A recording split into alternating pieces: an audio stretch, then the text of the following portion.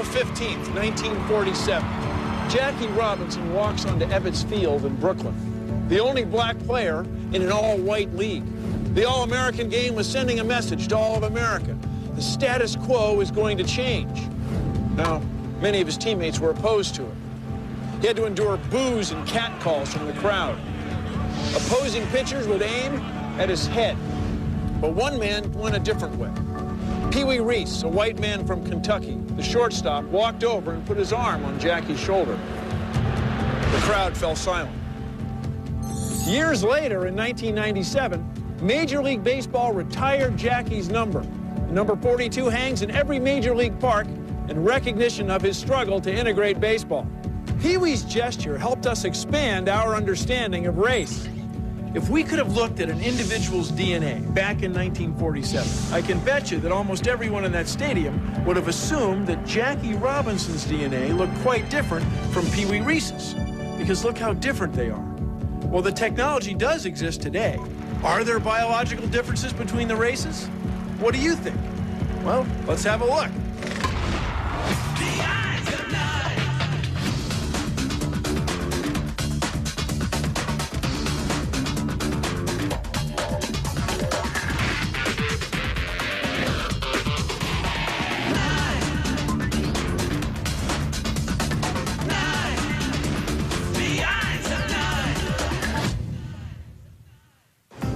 For the last 200 years, people have tried to find a biological basis for race. Facial angles, skull size, eye shape, hair form, even brain color were scrutinized looking for some fundamental difference between the races. Well, throughout the last couple of centuries, people have used this sort of race science to justify things like genocide, slavery, and the European Holocaust. But now, at the beginning of the 21st century, we've been able to map the molecule of our genes. And it turns out we're way more alike than we are different. We members of the human race are 99.9% exactly the same. It's in our DNA. I'll prove it to you.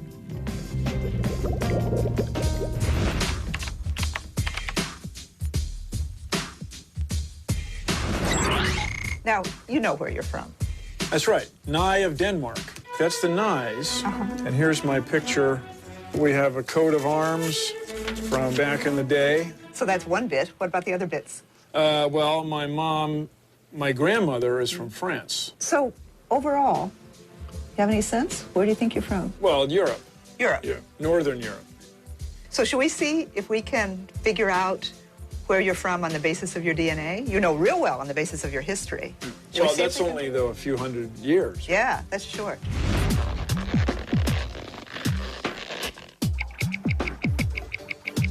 So what we're doing is drawing some of my blood so we can get the DNA and sequence it.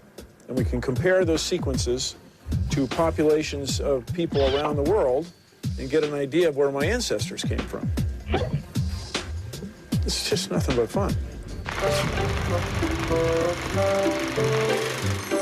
Did you know that modern humans have gone through a mere 4,000 generations since they began emigrating from Africa? Mr. Sanders, I read that because our species is so relatively young, humans are strikingly homogeneous, differing from each other only once in 1,000 subunits of the genome. Mr. Sanders, what's a genome? Well, Tommy, a genome is a gnome that has been surprised. Are you sure, Mr. Sanders? That sounds kind of, well, stupid. Genome is the DNA code that comprises the complete genetic composition of an organism. Mr. Sanders, what's a Shut up, Tommy. It's a dark continent. It's pretty bright out, though. This is where we all came from. We're all Africans, genetically. Those were the days. Nina Jablonski is a paleoanthropologist. She studies ancient humans, our ancestors.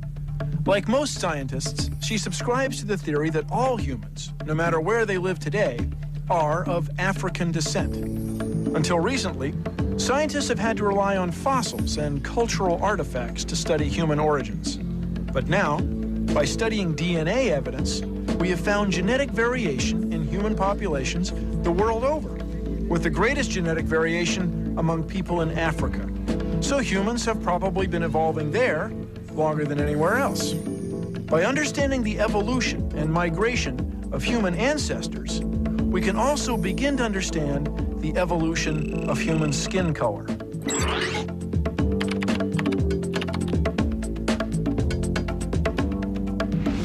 When we think about what our most ancient skin color was of the common ancestor of humans and our nearest ape relative, the chimpanzee, what we conclude is that actually our most ancient skin color was very pale, but covered with dark hair.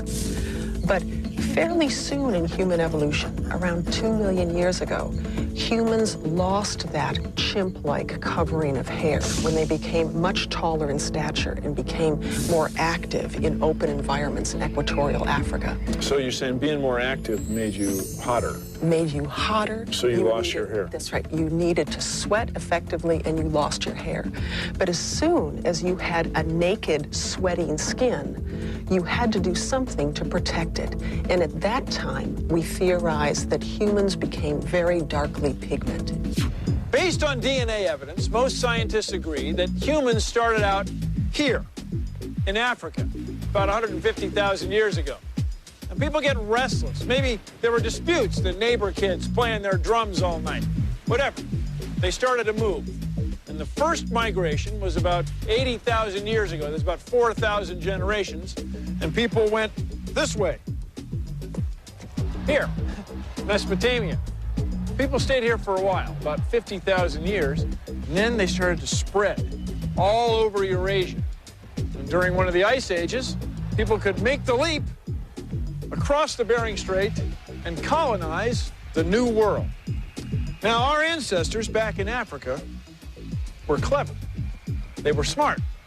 The other animals in their ecosystem couldn't just change habitats, but the humans could. So in just a blink of an eye, in evolutionary terms, humans have colonized the whole world.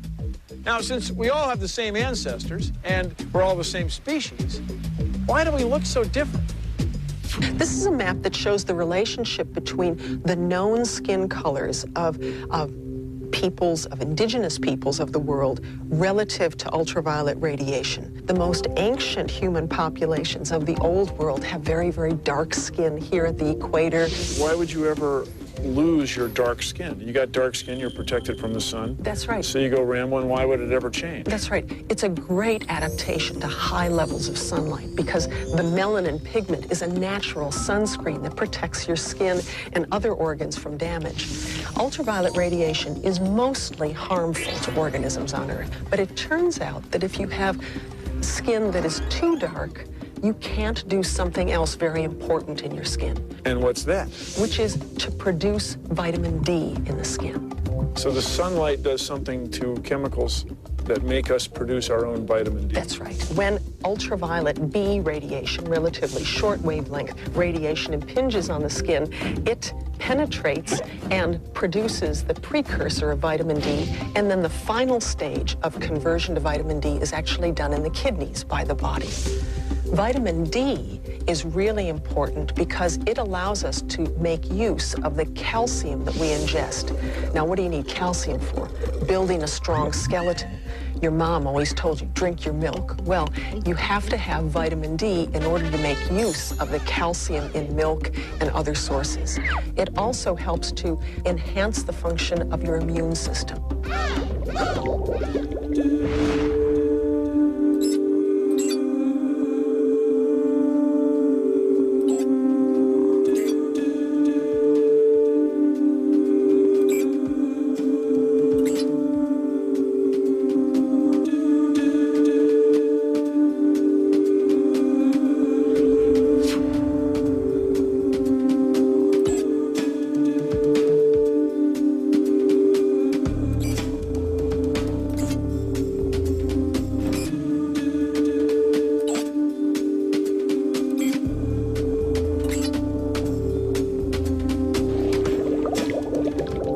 As we moved out of the tropics, generally we had to develop increasingly lighter or depigmented skin to allow more UVB to penetrate.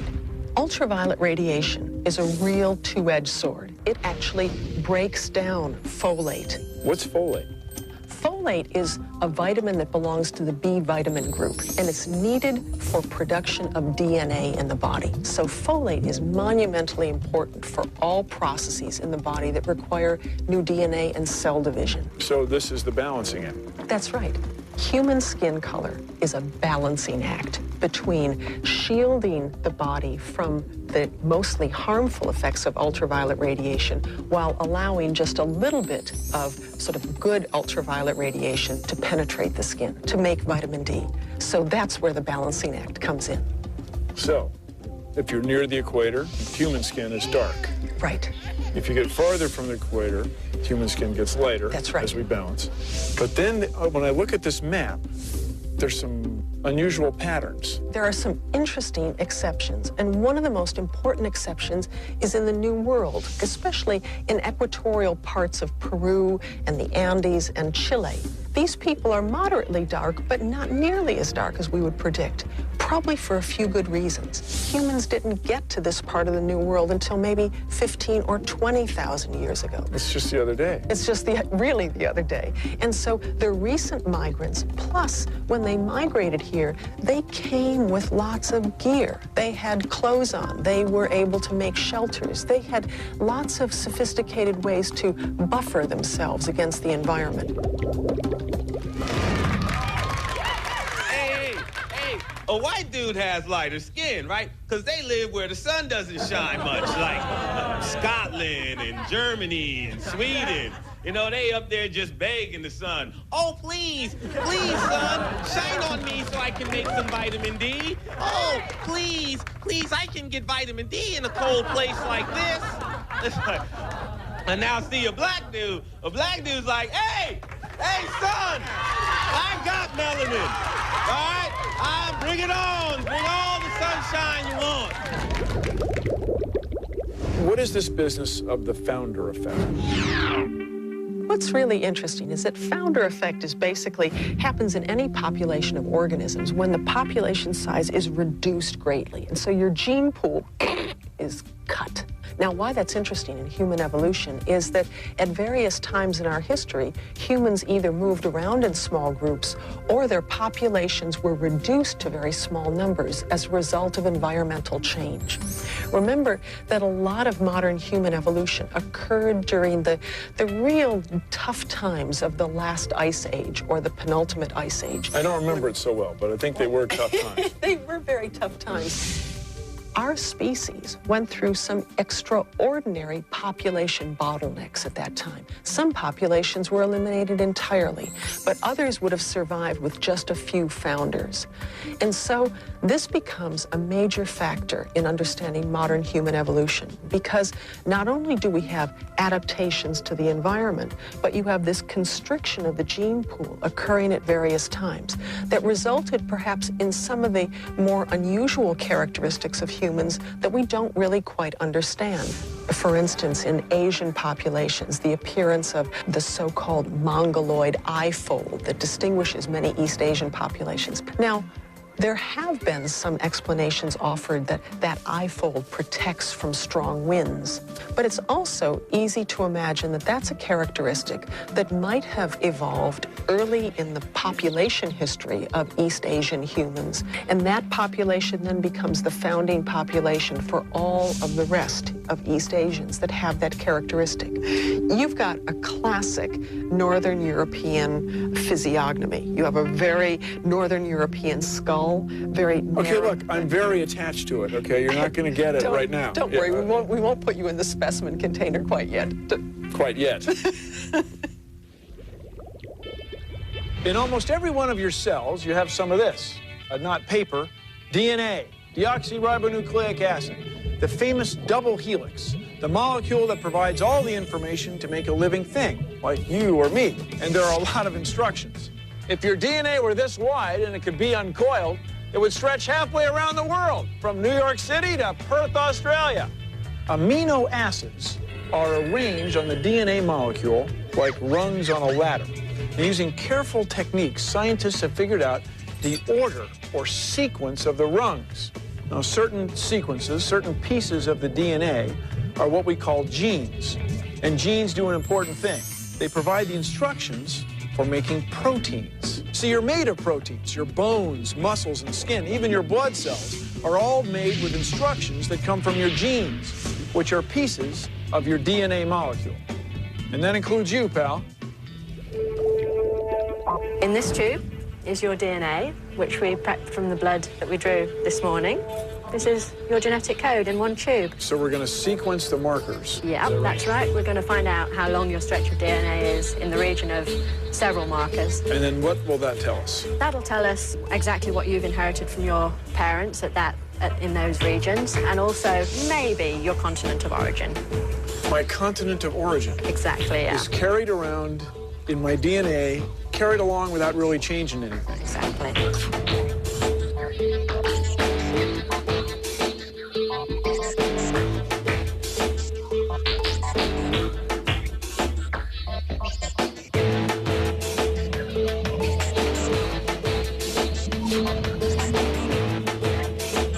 This is the sequencer. This is the sequencing machine, yeah. So the pieces of your DNA, which were amplified, are in this tray now, and I'm going to put them on this machine. This machine separates the DNA based on size, and then we can visualize it on the computer screen.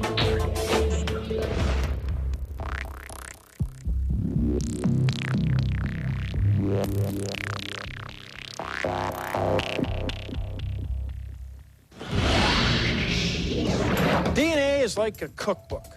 There are recipes that you count on. You use them all the time. But then there are other recipes, page after page of them, that you never use. They're just taking up space between the important ones. And our DNA seems to be the same way. There are sequences that make proteins, but most of our DNA doesn't seem to do anything. It's like unused recipes. And we call this junk DNA. Now, one of the things it doesn't do is kill you. See, if you've got a recipe that doesn't work, you throw it out.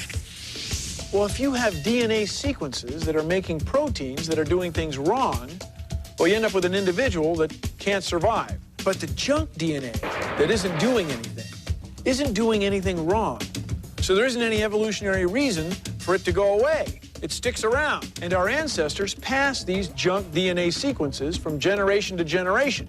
And these sequences can provide clear clues as to who our ancestors really were. What we did, as you recall, was take a little bit of your blood.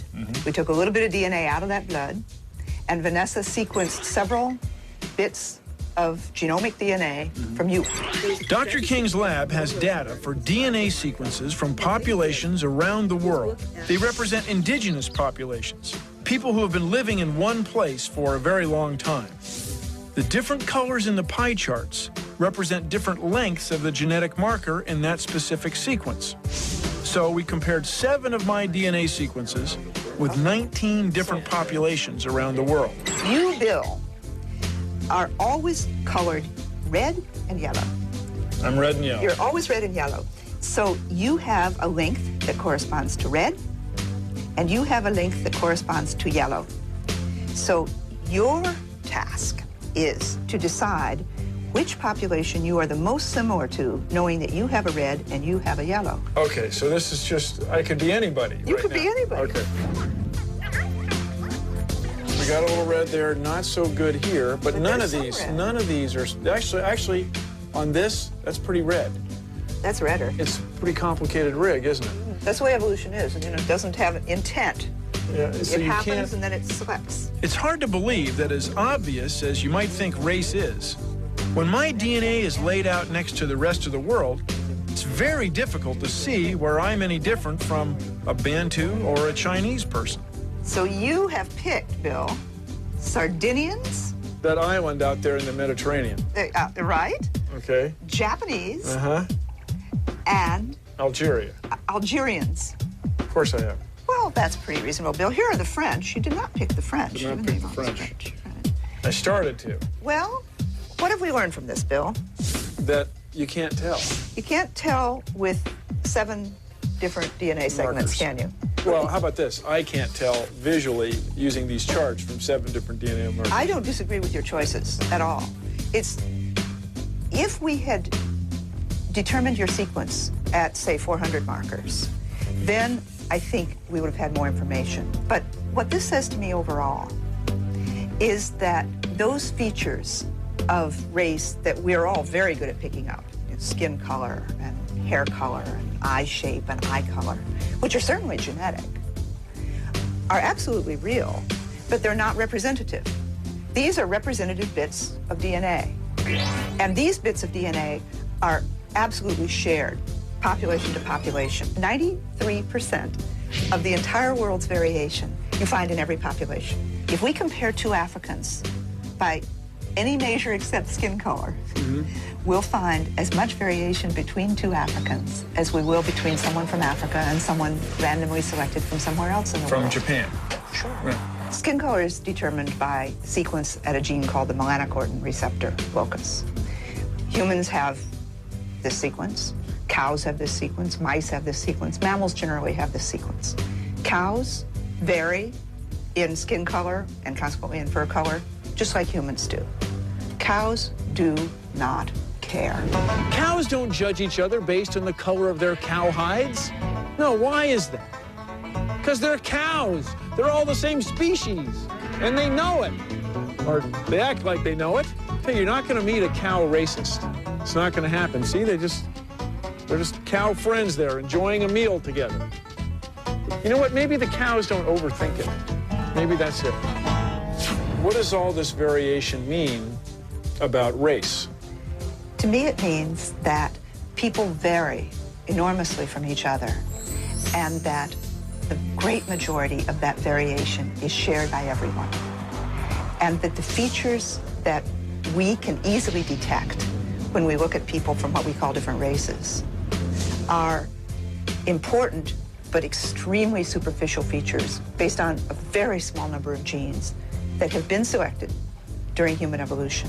That as soon as we look beyond those, there are no archetypes that separate people from one continent of origin from another.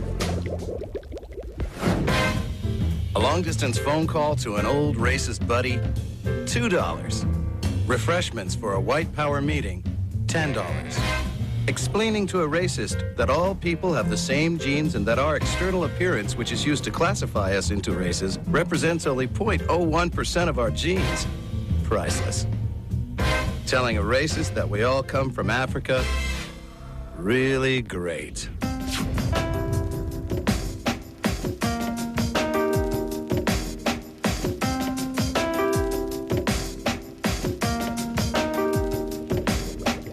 So what is what people call race? There is absolutely not any such thing as race, because race, you can see, is based on superficial things like skin coloration that can evolve more than once for good environmental reasons.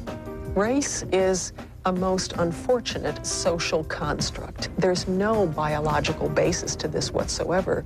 Unfortunately, it has a basis in our cultural discrimination against other groups of people.